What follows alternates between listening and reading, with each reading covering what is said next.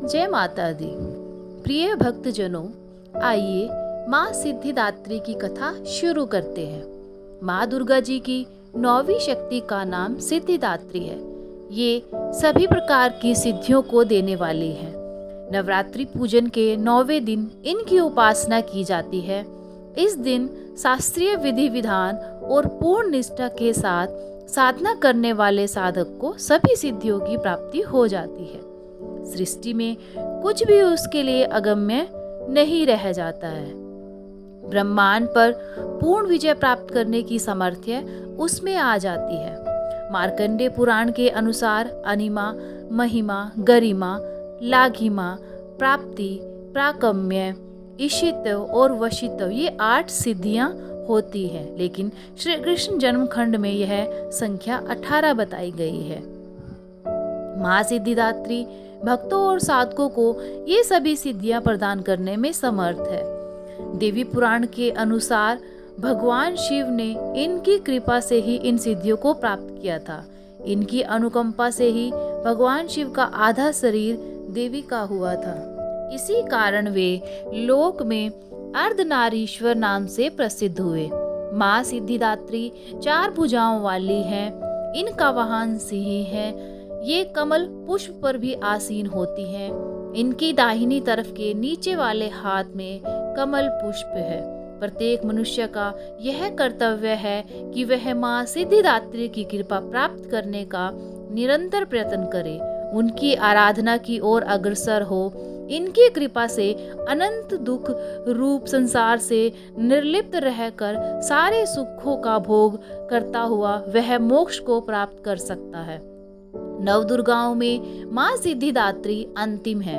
अन्य 8 दुर्गाओं की पूजा उपासना शास्त्रीय विधि के अनुसार करते हुए भक्त दुर्गा पूजा के 9वें दिन इनकी उपासना में प्रवृत्त होते हैं। इन सिद्धिदात्री माँ की उपासना पूर्ण कर लेने के बाद भक्तों और साधकों की लौकिक, पारलौकिक सभी प्रकार की कामनाओं की पूर्ति हो जाती है।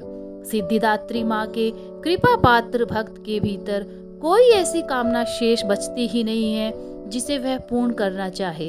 वह सभी सांसारिक इच्छाओं, आवश्यकताओं और अभिलाषाओं से ऊपर उठकर मानसिक रूप से माँ भगवती के दिव्य लोकों में विचरण करता हुआ उनके कृपा रस पीयूष का निरंतर पान करता हुआ विषय भोग शून्य हो जाता है। माँ भगवती का परम सानिध्य ही उसका सर्वस्व हो जाता है। इस परम पद को पाने के बाद उसे अन्य किसी भी वस्तु की आवश्यकता नहीं रह जाती। माँ के चरणों का सानिध्य प्राप्त करने के लिए हमें निरंतर नियमित होकर उनकी उपासना करनी चाहिए। माँ भगवती का स्मरण, ध्यान, पूजन हमें इस संसार की असारता का बोध कराते हुए वास्तविक परम शांतिदायक अमृत पद की ओर ले जाने वाला है।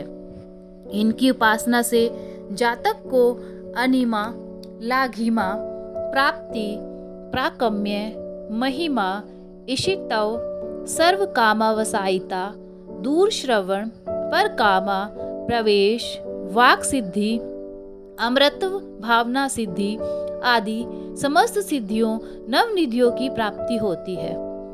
आज के युग में इतना कठिन तप तो कोई नहीं कर सकता, लेकिन अपनी शक्ति अनुसार जप, तप, पूजा अर्चना कर कुछ तो माँ की कृपा का पात्र बना ही जा सकता है।